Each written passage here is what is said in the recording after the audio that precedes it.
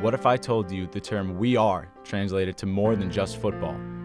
What if I told you that Rec Hall is just as iconic as Beaver Stadium? But then again, that would depend on who you ask. Meet the man that coached within the walls of the Grand Old Lady, the man that helped with Penn State basketball through some of its most exciting years, Coach Mike Morse.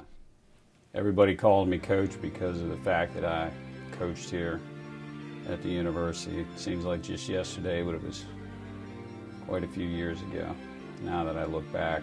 But I have the privilege really of every day doing things that I enjoy doing. Perks of being a coach in the late 80s into the early 90s, you happen to meet NBA legends.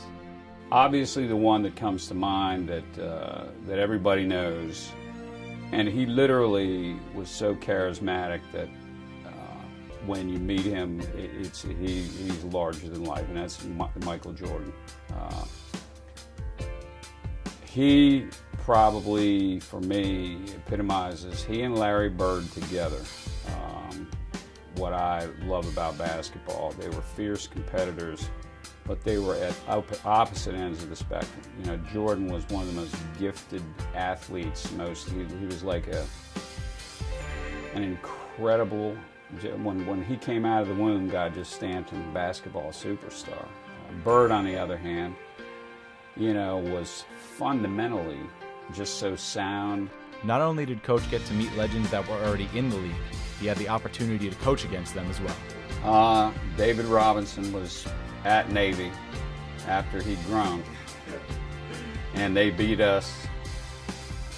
It was something like, it was the worst defeat in history, 121 to 46. They spanked us every way but Sunday. Some know it as the Grand Old Lady. Coach's best memory came from this building, Rec Hall.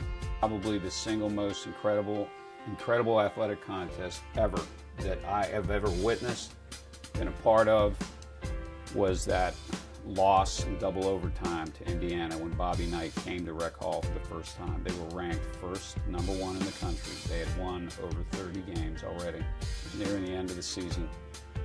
They had beat us by 50 at Indiana. And when they came into Rec Hall, I don't think there was something. It was almost as if the gods came together, and because they threw the ball up for the opening tip, and the entire crowd in Rec Hall stood up, and no one sat down until the game ended. Not for a minute. They didn't even sit down at halftime. And for anyone that was there, you'll never forget, we were up by a point, and Greg Bartram stole the ball and was headed for the other end, and Bobby Knight's son grabbed him by the jersey. And when Greg tried to pull himself loose just going forward, he dunked the ball, and everybody in the place, as there was probably, actually we were down by one.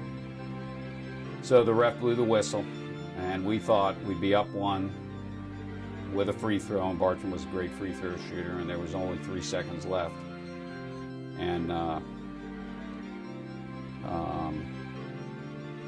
Bartram got called for a foul. It was just the most incredible, insanely ridiculous thing I've ever seen in my life.